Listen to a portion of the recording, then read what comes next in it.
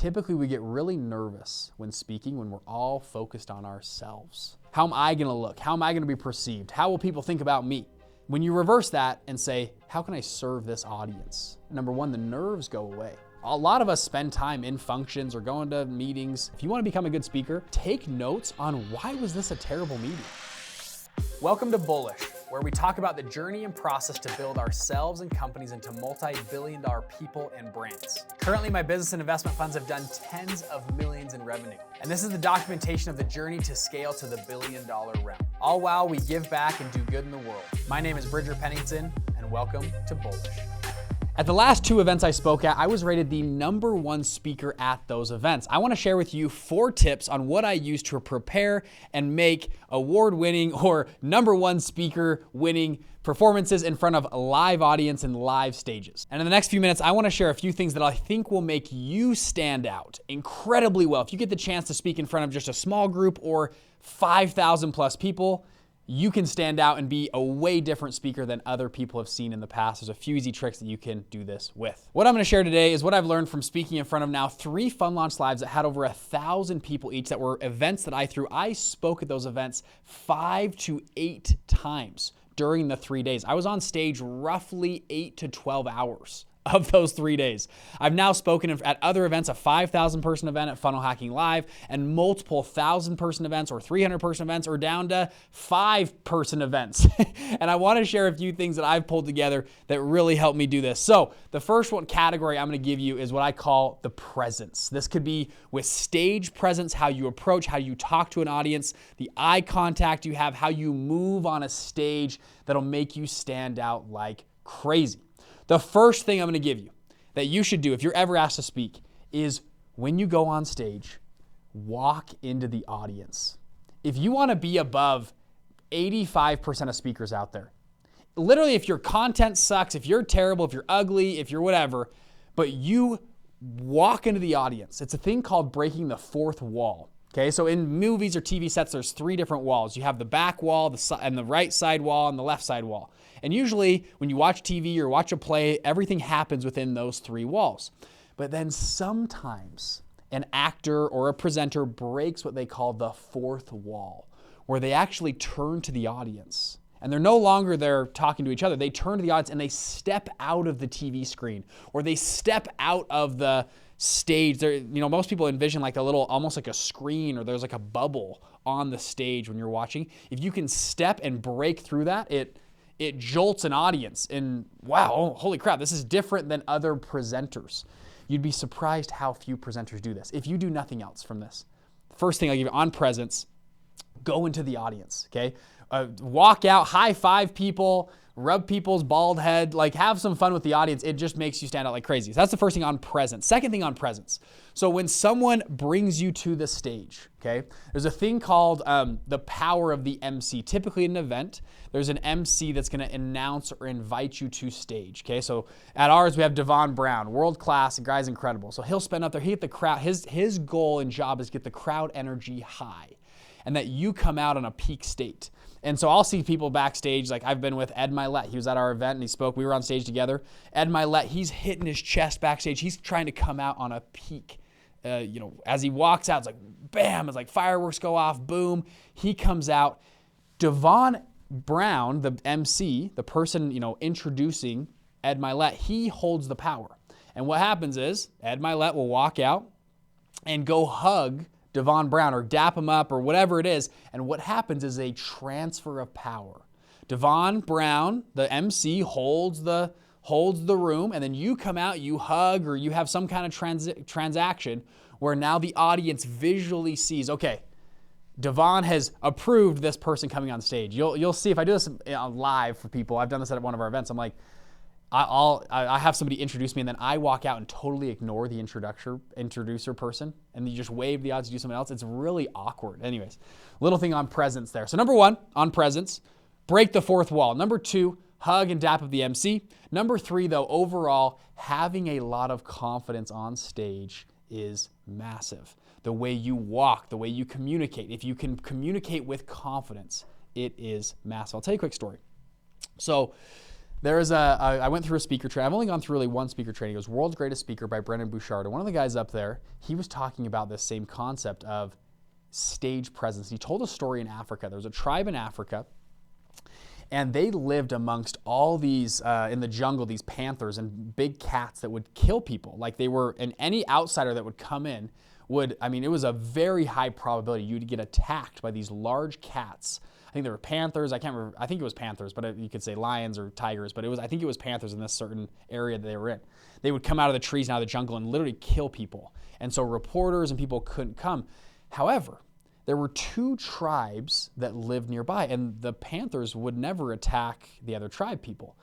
And this was very curious to researchers. And so researchers were trying to figure out, how did these tribes, what kind of settlement did they have with the panthers to make sure that they weren't getting attacked? And so finally, a researcher went in there and knew their language, started asking them, well, has a panther ever attacked your people? Because evidently what we've seen is nothing has ever happened as an attack from a panther. And the tribes people said, well, it has happened before. When the men or the women get drunk, they'll get attacked by panthers. And the researcher thought it was pretty interesting. He said, well, what do you mean? He said, well, when we walk around as tribes people, they walk around like predators. They move quickly. They're running through the jungle. They move. And typically predators don't attack other predators. In nature, it's very rare to see predators really attack each other. Typically, predators attack other things for food. Dovetailing, and then I'm going to bring this all together, another research study that was done on convicted felons that were for crime, assault and battery types things in jail. These researchers went to this prison cell, and they interviewed all these inmates on why they attacked people. And what they did, actually, they showed camera footage of people walking on the street. And they would say, I want you to watch this for 15, 20, 30 minutes of just people walking down a busy street. And I want you to pick out people that you would attack. That, these are convicted rapists and assault and battery and other things. Who would you attack? And it was interesting, was the inmates with a huge degree of confidence all pointed out the exact same people. And they did a huge case study of all these people, and they kept pointing to the same, oh yeah, that person right there, yep, I'd attack them. And I'd attack that person over there, and this person. And what they found was the body language. So then the researchers say, well, why? And the inmates didn't have a great answer. Well, that person just looks like they'd be ripe for attacking. And they then analyzed the body language of people walking by, and they usually walked with low degree of confidence, on their heels. It didn't matter the size of the person. You'd assume, like a small woman with a big handbag, like a really expensive handbag, that's who we attack. It wasn't the case. If a small woman with an expensive handbag was walking with confidence and pace forward, they didn't want to touch her. But if there was a man, but he was walking kind of like he was drunk a little bit, on his heels, whatever, those are the people that were targeted. 9 times out of 10, all the inmates were like, oh yeah, we'd go after that guy, for sure. Back to the tribe in Africa, they said the same thing. When the men were drunk, panthers would attack them. But if they walked with like a predator and walked with surety and confidence on their toes, in the history of their tribe, they've never had someone attacked by a panther. That story has resonated with me deeply when being on stage. Because when you're on stage, you need to have a confidence like you're a predator. Be on your toes. Stomp around. I've had one friend of mine, Steve Larson, he before he goes on stage, he told himself in his brain, I do this now, he's like Steve Larson, breaks stages. I stomp, I move around, and he does that just to drive in his brain to be on your toes. Act like an athlete or a predator on the stage. So when you come out to come this together on presence, coming out, dapping up or hugging the MC, having a transfer of power, go out in the audience and be on your toes. Literally have the agility of being on your toes. Think like you're a predator. Your presence level will increase drastically. Now I'm giving you a lot here, but why not? We're having fun. These are things that I use, that I like to use inside of a thing. Okay, that's number 1. Let's move on to number 2. Number 2. A lot of people try to define this differently. I'm going to put it into one simple sentence for us. It's called roller coaster. If you can take your audience on a roller coaster where you're talking super fast and you're like, okay, this thing is crazy, it's awesome, and then you slow things down and you have a really heartfelt story, on how something impacted you or how this number makes you feel on the screen. And then you move fast again. It's like, dude, this is crazy. We're taking over the world. That's awesome. Then you can go slow again. And you can change your tone, your pace, your body language. If you can just have a roller coaster a couple times, some ups, some downs, and back and forth, makes you a much more dynamic speaker. So the same thing with roller coaster on stories to content. If you notice just before, I did content and then I told a story. And then I went back to content and then I told the story again, right? Moving from fast to slow and your cadence, just some type of a roller coaster. Doesn't need to be, some people get way granular on this. I'm just going to call it a roller coaster. It makes you really, really good there. What I'm going to share a quick story with you if that's all right. Okay. A few years ago, I've been now one of my dreams in life was to speak on stage. I thought speaking was so cool. And I got opportunities to speak, and I've done good speeches and bad speeches. I've been promoted as the last few speeches I've done have been literally the #1 speaker of the entire conference. And they've had some really big speakers come, and that was a huge honor. Like, hey, you were voted by the audience the best speaker. And I think I've applied some of these things, but if I come back, I remember a few years ago, I was invited to speak in front of a youth group at a church function. So I'm religious, and this church function invited me to come speak, and I was like, oh, that sounds cool. And they wanted me to speak about my they kind of just left it open-ended, to be honest. And I was like, okay. And so I have a few things that I like to share. Like my brother passed away of suicide. I'll talk about that a little bit. I talk about a story of sometimes our business and trials or other things. And I was like, oh, I'm going to crush this. And I showed up and I started to speak to this group. And to be frank, I completely bombed. It was terrible. And why it was terrible, I had this plan of stuff. We were sharing the story from back when I was in middle school, and a story that I was in high school, and a story in college I was sharing. And I realized that the whole time, number one, I was like, I'm just talking about me. And I'm up there live, and I'm like, and I'm looking at the audience, and I'm like, this is not resonating with anybody. And it was funny. I was this, white dude from the other side of town coming to speak to them, and they were kind of on a different side of town, and nothing I was saying was resonating with them. I'm pretty sure I came off as just this prick dude that just showed up to speak to and it was a church group. Usually church groups are pretty nice. And still, though, I was sitting there like, man, I'm bombing. This is not resonating. Any story I tell, it just is not clicking with these people. And I realized it's number one, I was so focused on myself. And that's actually going to number 3 so I'm going to dovetail the story into so first one was presence. Number 2 was roller coaster. Number 3 is how can I help them? Typically we get really nervous when speaking when we're all focused on ourselves. How am I going to look? How am I going to be perceived? How will people think about me? When you reverse that and say, how can I serve this audience? Is there a younger version of Bridger out there that could benefit from a few things I'm going to share? How can I actually move and shake their life? Am I up here to just tell my cool story going from rags to riches? That doesn't help anybody. How can I actually serve somebody in this audience? When you do that, number one, the nerves go away. It's funny. It makes you just focus on them, and you start to forget about all the insecurities of yourself. You go, I'm here to serve somebody in that audience. And in that talk I was giving at church group, I totally bombed. I tried it at the end. I tried to switch it up, and I shared a different story, and it just went bad. It was bad news. But number 3, I'd give you how can I serve? And I'm going to dovetail into number 4 now. So number 1 was presence, 2 roller coaster. Number 3, how can I serve the audience? And number 4, the final one. What I've realized, and I like studying speakers. I go to events a lot, and I actually take notes at events on the speaker. I take notes on the content, but I also go, how did they speak? How did they present? What did they do good? What did they do bad? If you want to become a good speaker, just a lot of us spend time in functions or going to meetings. Take notes on why was this a terrible meeting? Why was this an awful presentation? And I don't share that. I just keep it private. Like, man, what I've found, I went to church growing up, and our church, I'm a member of the Church of Jesus Christ Latter-day Saints. And in our church, we rotate speakers. We don't have a pastor that speaks every Sunday. We rotate. Actually, members of the audience get asked to go give a 15 or 10-minute sermon or talk up in front of everybody. And so some people are nervous. Some people are terrible at it. Some people are good at it. And so my whole life, I went to church, and there were some people up there that were awful. It was terrible. It was like this waste of 20 minutes of listening, but it was good for the person. It's a good experience for everybody. And I think it's actually overall a really good thing to do because it gets people to work and give a chance to share their thoughts. But there's some people, frankly, that get up there that are just awful. They're terrible. And so what I started to do, I was like, okay, I got to sit in church anyways. So I'm going to just start taking notes on how I would rewrite their talk for them. I did this at 12 years old, 13, 14, 15, 16, 17. I do it till today.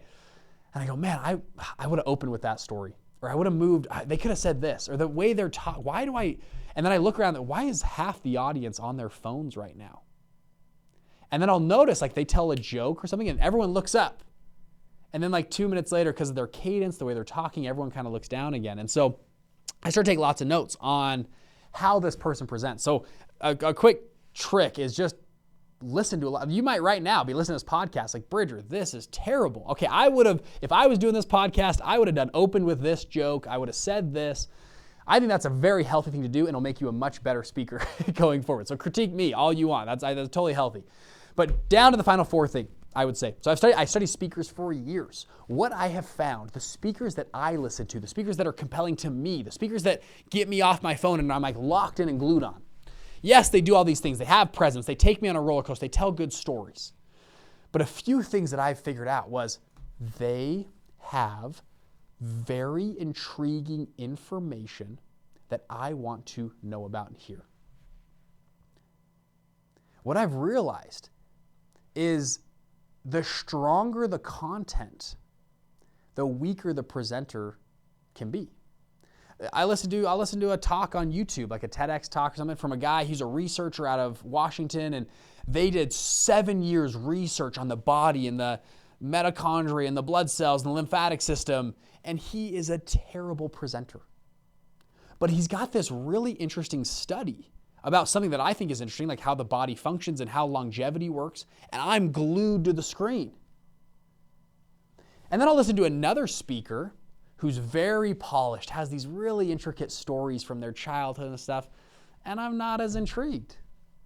Even though they're a better quote-unquote speaker, their speech was worse because the content lacked substance. And this is the number four, I think the biggest one you can do. All these things are great. They are tweaks to making you a better speaker. But overall, if the content sucks, get off the stage. Like, I don't care. I don't care about your rags to riches little story. Like how is this going to move and shake my life? How is this going to make me a better human being? What can I glean? What information can you transfer to me? And information can be literally facts about the human body. It could be a story on how maybe you overcame a challenge that maybe I'm going through that challenge that can move and shake me. But it's back to number three is how can I serve the audience? Make sure your stories, your information, your content drives and actually moves your audience forward. I have found, I've done a lot of speeches now over the last few years.